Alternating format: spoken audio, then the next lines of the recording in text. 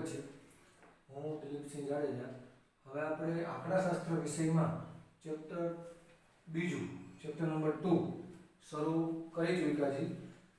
તમને આના આગળના લેક્ચરમાં મેં આ ચેપ્ટરમાં કયા કયા ટોપિકનો અભ્યાસ કરવાનો છે, ટીચિંગ પોઈન્ટ, એના વિશે તમને મેં જાણકારી આપી, તમને બધાને ખ્યાલ હશે। ચેપ્ટર નંબર 2 માહિતીનું નિરૂપણ, પ્રેઝન્ટેશન ઓફ ડેટા, એમાં આપણે થોડા પ્રશ્નો સમજવાના છે, થિયરી। ત્યારબાદ આપણે સ્ટેપ બાય સ્ટેપ જે મુજબ મેથડ મુજબ દાખલાઓ આવતા જશે એ દાખલાઓ પણ કરવાના છે ચેપ્ટરની અંદર, અને ગ્રાફ પણ કરવાના છે, આકૃતિઓ પણ દોરવાની છે ગ્રાફ પેપરની અંદર। તો આજનો આપણો પહેલો ક્વેશ્ચન છે ચલના પ્રકાર, ટાઇપ્સ ઓફ વેરિયેબલ। ચલના પ્રકાર કેટલા? ચલના બે પ્રકાર છે, અસતત ચલ અને સતત ચલ। અસતત ચલ અને સતત ચલ, ચલના બે પ્રકાર, એક અસતત ચલ અને એક સતત ચલ। ચલને ઇંગ્લિશમાં વેરિયેબલ કહેવાય। અસતત ચલ એટલે ડિસ્ક્રીટ વેરિયેબલ, અને સતત ચલ કન્ટિન્યુઅસ વેરિયેબલ। ચલના કેટલા પ્રકાર? બે, અસતત ચલ અને સતત ચલ। અસતત ચલ કોને કહેવાય? ડિસ્ક્રીટ વેરિયેબલ ની વ્યાખ્યા, ડેફિનેશન।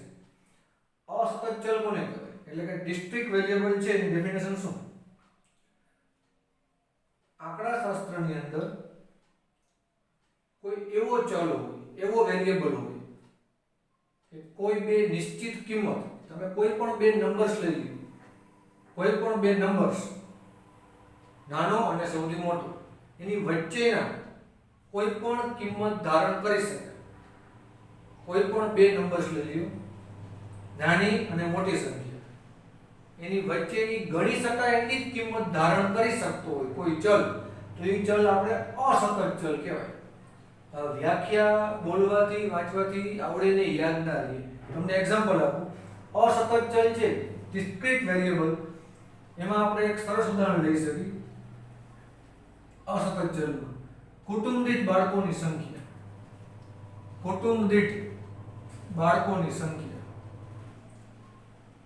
કુટુંબ દીઠ બાળકોની સંખ્યા અસતત ચલનું ઉદાહરણ છે, ડિસ્ક્રીટ વેરિયેબલ છે। બાળકોની સંખ્યા, કુટુંબ દીઠ, પર ફેમિલી, ચાઇલ્ડ। તમે કોઈ પણ બે નંબર આપણે સપોઝ લઈ 0 અને 5, અહીંયા બ્રેકેટ કરી નાખો, તો 0 નાનો નંબર છે, 5 મોટો નંબર છે। શેની વાત કરી છે આપણે?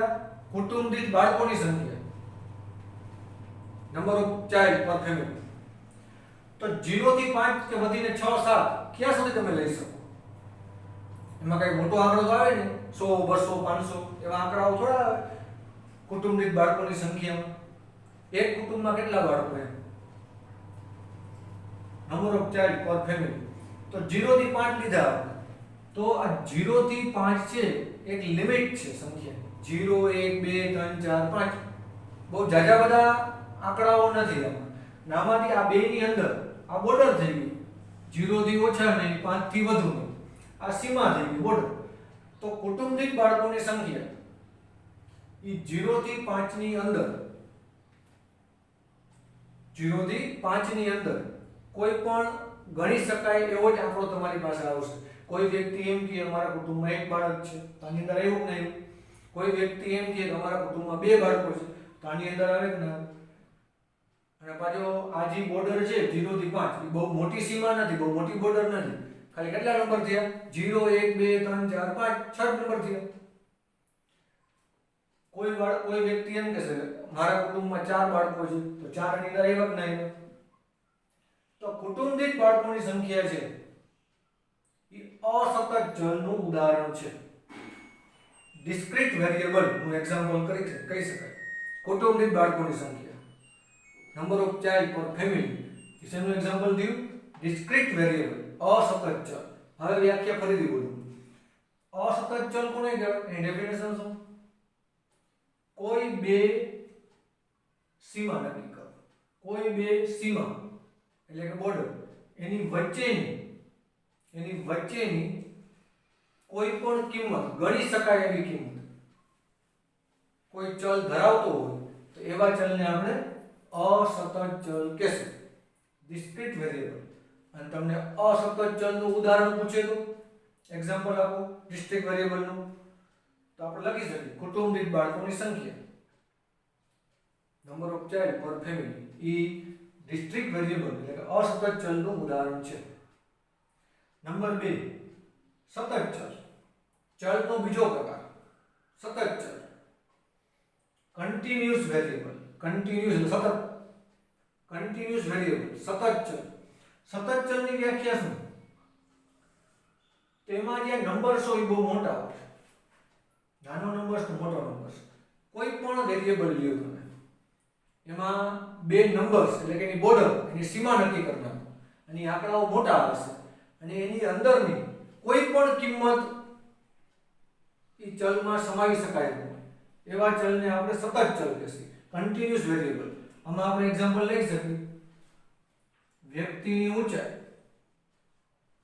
Height of person. વ્યક્તિની ઊંચાઈ, height of person E continuous variable એટલે કે સતત ચલનું એક્ઝામ્પલ છે. વ્યક્તિની ઊંચાઈ તો આપણે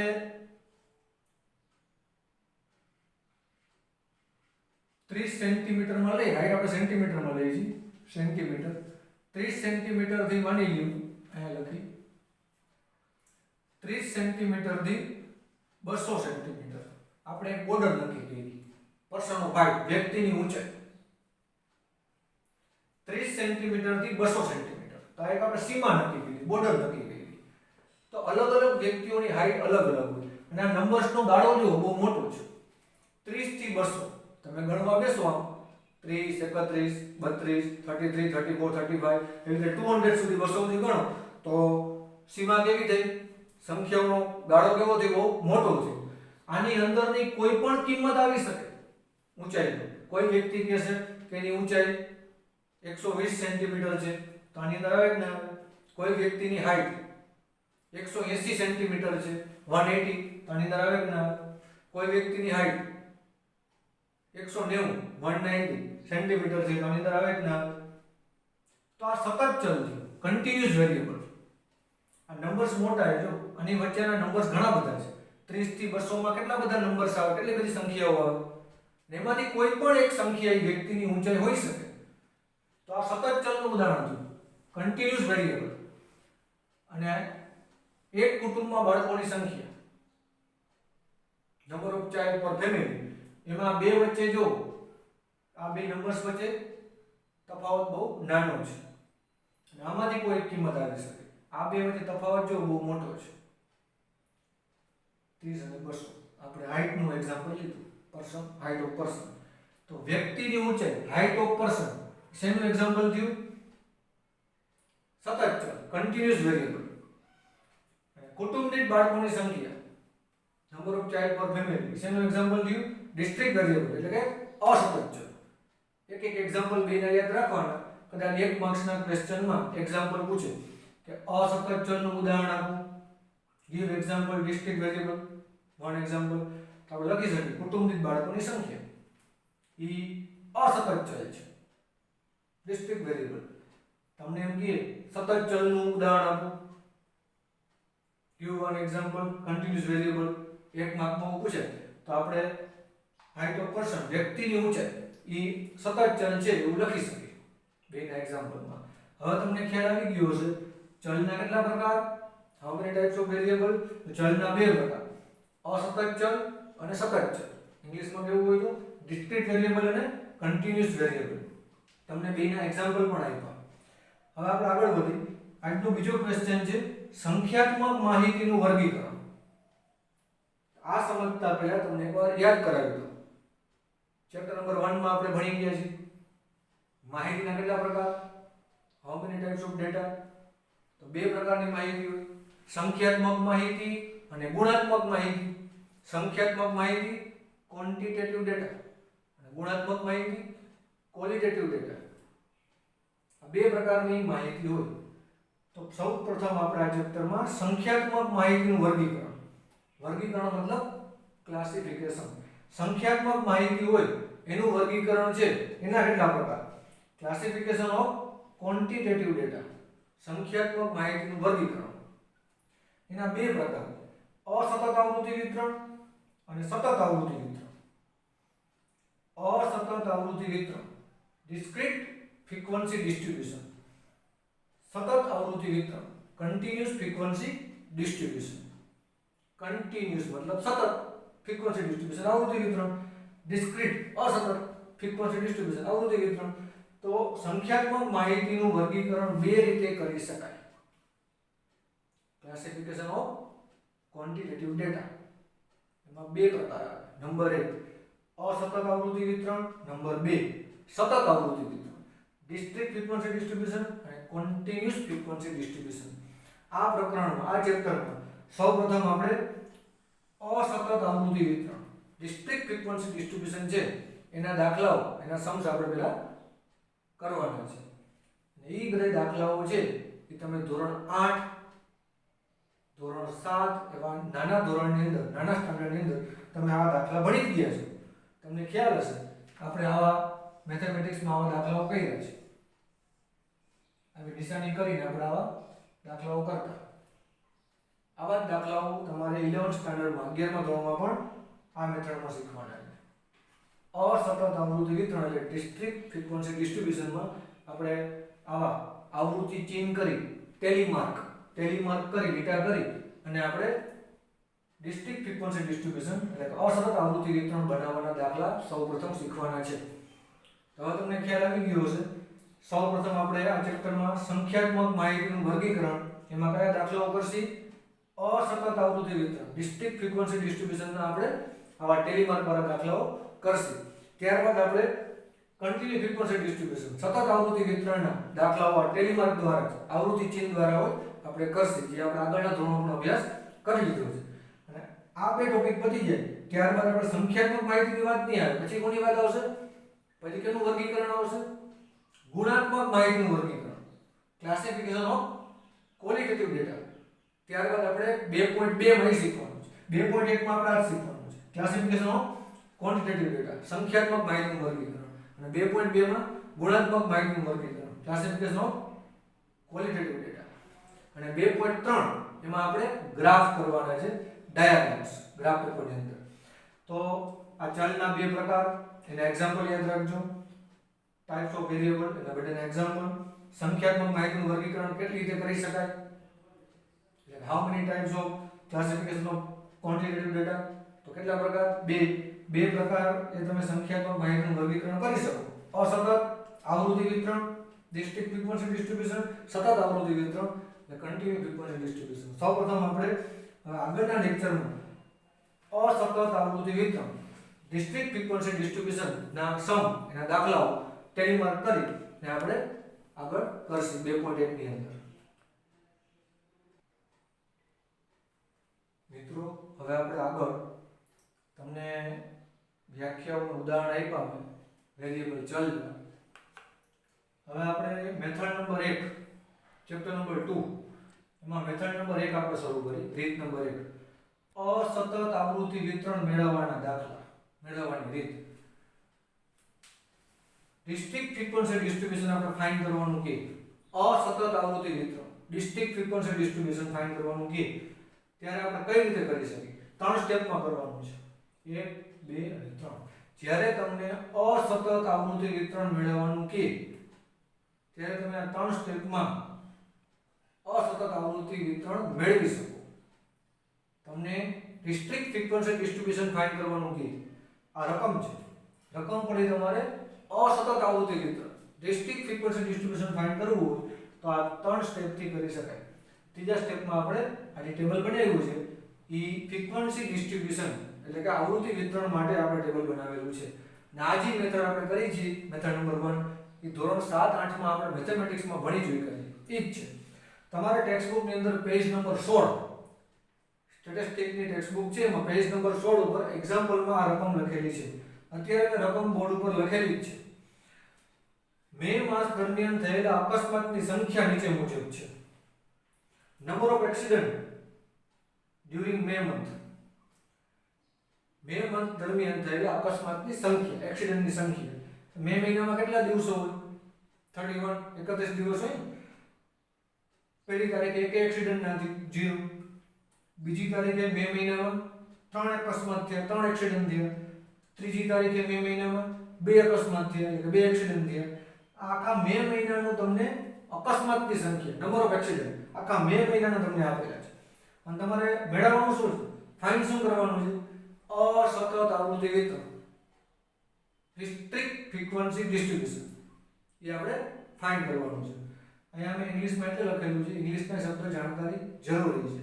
ડિસ્ક્રીટ ફ્રીક્વન્સી ડિસ્ટ્રીબ્યુશન એટલે કે અસતત આવૃત્તિ વિતરણ આપણે મેળવવાનું હોય તો સૌથી પહેલા આ જે રકમ તમને આપેલી છે એમાં સૌથી નાનો નંબર અને સૌથી મોટો નંબર, સૌથી નાની સંખ્યા અને સૌથી મોટી સંખ્યામાં ગોતી લ્યો. સૌથી નાનો પ્રાપ્તાંક એટલે કે સ્મોલ ઓબ્ઝર્વેશન અને બિગ ઓબ્ઝર્વેશન, અને સૌથી મોટો પ્રાપ્તાંક. આજે આખા મહિનાના એક્સિડન્ટ આપેલા છે એમાં સૌથી નાનો નંબર અને સૌથી મોટો નંબર ગોતી લો.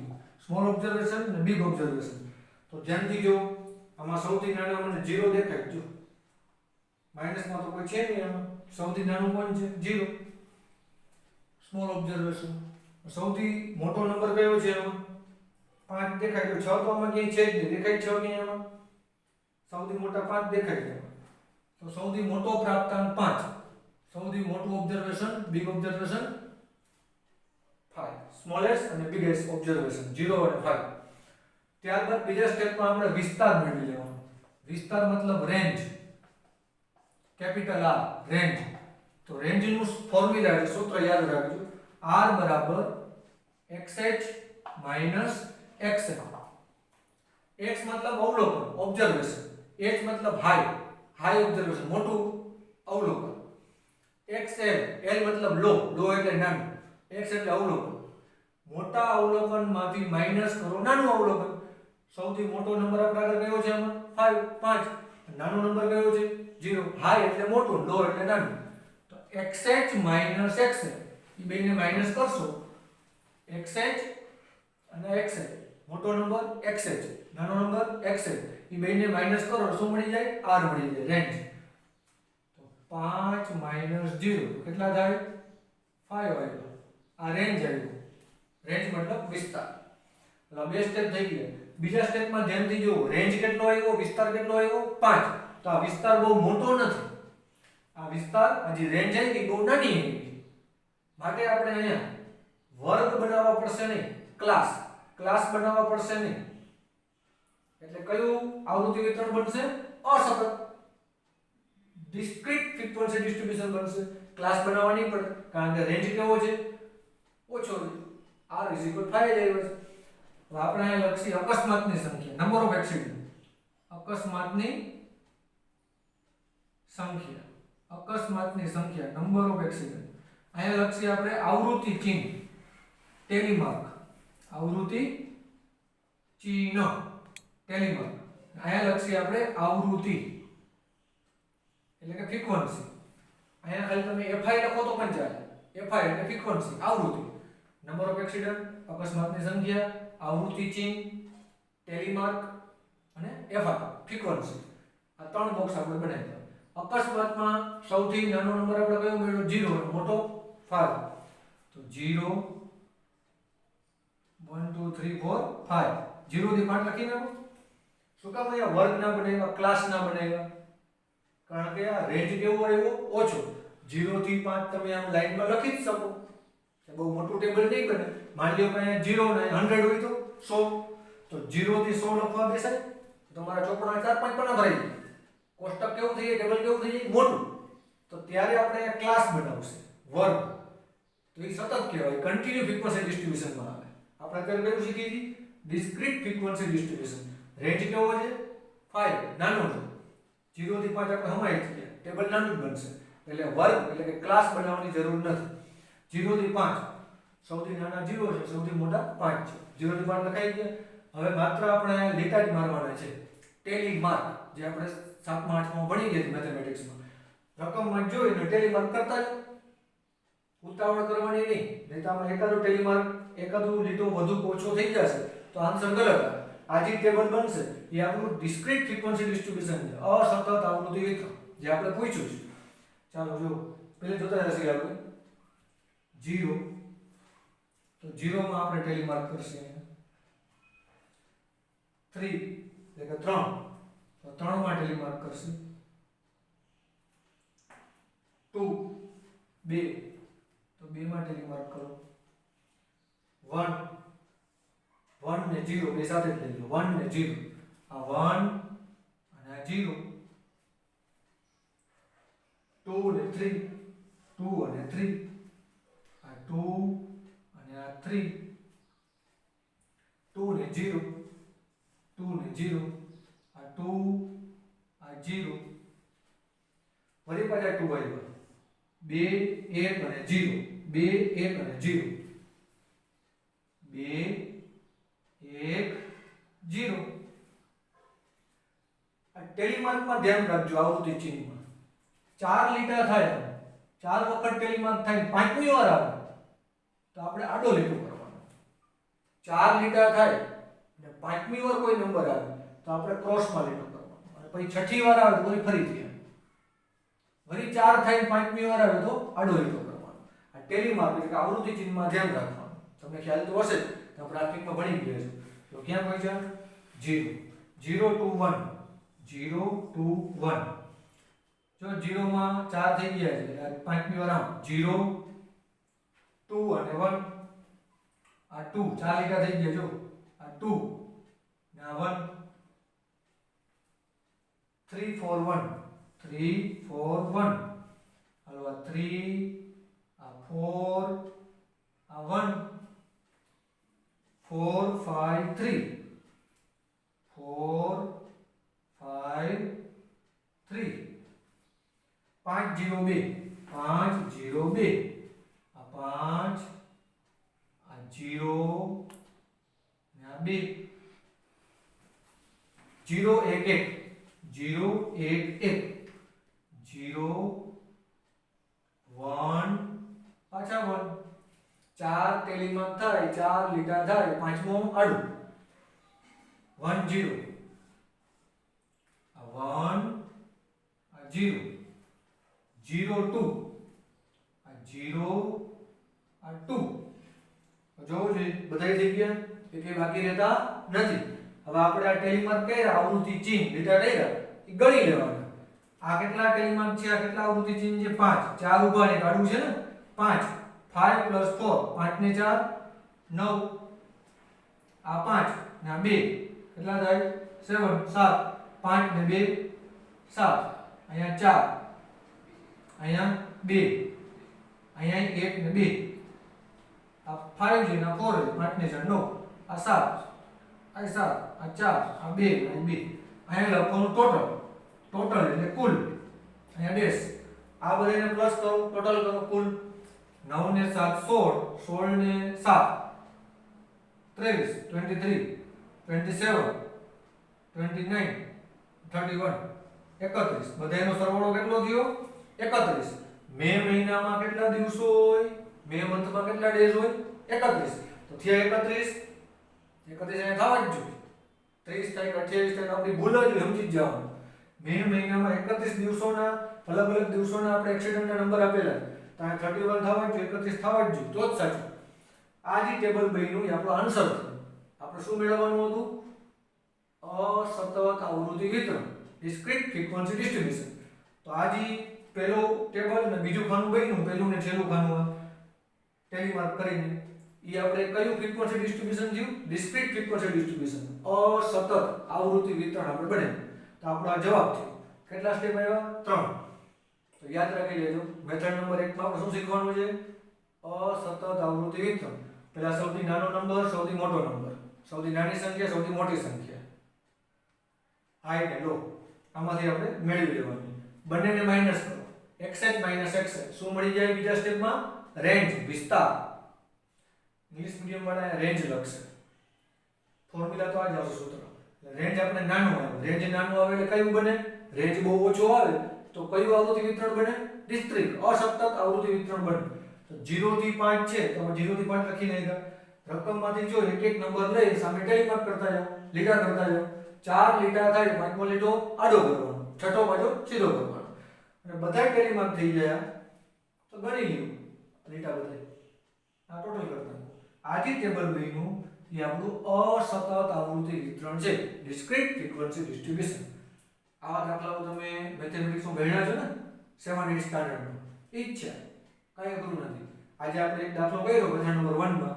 આ દાખલો છે એ તમારે પાકા ચોપડામાં લખવાનો છે, પણ આ દાખલો લખતા પહેલા પાકા ચોપડામાં થોડાક પ્રશ્ન હું તમને WhatsApp કરીશ. પહેલા એક પ્રશ્ન જવાબ લખવાના છે, ક્વેશ્ચન આન્સર એ લખાઈ જાય પછી એ મેથડ નંબર 1 ચાલુ કરવાની છે. ડાયરેક્ટ પાકા ચોપડામાં દાખલા હોય એટલે કે સમ ચાલુ કરી દેતા નહીં. આની પહેલા આ લખતા પહેલા તમારે પાકા ચોપડામાં ક્વેશ્ચન આન્સર થોડા 1 માર્કના 2 માર્કના હું મોકલીશ WhatsAppમાં, એ તમારે લખવાના અને પછી ત્યાં મેથડ નંબર 1 ચાલુ કરવાની છે. ખ્યાલ આવી ગયો? હવે આપણે આગળના લેક્ચરમાં મેથડ નંબર 1 ના આગળના બીજા દાખલાઓ વિશે અભ્યાસ કરશું આ જ મેથડમાં.